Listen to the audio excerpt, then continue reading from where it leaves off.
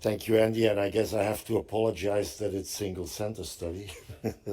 So my disclosures are listed here, and actually for this talk I also have practical disclosures. We've done a few cases meanwhile, but I can only discuss the patients that have follow-up in Nuremberg, and this is a bias, of course. And I will discuss only the iCAST and the BeGraft family. And I think nowadays, more than 20 years after I did my first fenestrated graft, we are lucky to have all these stents available, all these options. We still believe that balloon expandable covered stents are a very valuable ID. Because of the precise deployment and the conformability. And the first one we used was the iCAST indeed, and you can see the available lengths there, 22, 38 and 59, and only later the 32 millimeter length came in a 7 French profile. And to be fair to the iCAST, it has been improved with time, and if I would have to name two advantages, it's the very high stent retention on the balloon and the smooth inner surface. Now we got obviously in contact in Germany with Bentley, and they proved to have very reliable logistics, which was an important factor with the high volume of cases we have. So we started using specifically the BeGraft in fenestrations and the BeGraft Plus in branches. And that because the BeGraft Plus showed to have a very high kink resistance and the highest radial force. If you look at the details in fenestrations, the BeGrafts, and there you have this 27, 28 millimeter length, which is ideal for renal arteries, both for deployment but also for flaring.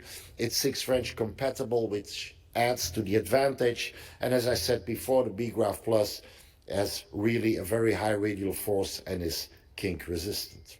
Now, if we look at our data, 10 years in Nuremberg, in a total of more than 2,500 iCasts, and we just published this paper where we were able to do follow-up on our patients and report on 1,675 target vessels. And here are the long-term results, the 8-year results, which is, in my opinion, pretty unique and very good results. Both in renal arteries and visceral arteries, but that is because we do fenestrations mostly for renal arteries, because if we look at fenestrations and branches, we see that the branches don't do so well, and if we go down, we see that the big problem lies in branches within the renal arteries. So the freedom from reintervention with the iCAST is very acceptable, better for fenestrations than for branches again. Now we reiterated this exercise with our BeGraft family, and in the last couple of years we used about 1,300 BeGrafts. Again, the BeGraft in fenestrations and the BeGraft Plus in branches, and these are the results. Both lines are exactly the same with very good results at 3 years, of course, because we don't have longer follow-up. Here is the freedom from reintervention also at 3 years. And if we obviously compare those two, we see that both the BeGraft and the iCAST are doing excellent in fenestrations, but that the BeGraft Plus seems to be the better stent in branches. And we looked at our specifically at our inner branches that we've been using quite a bit in Nuremberg.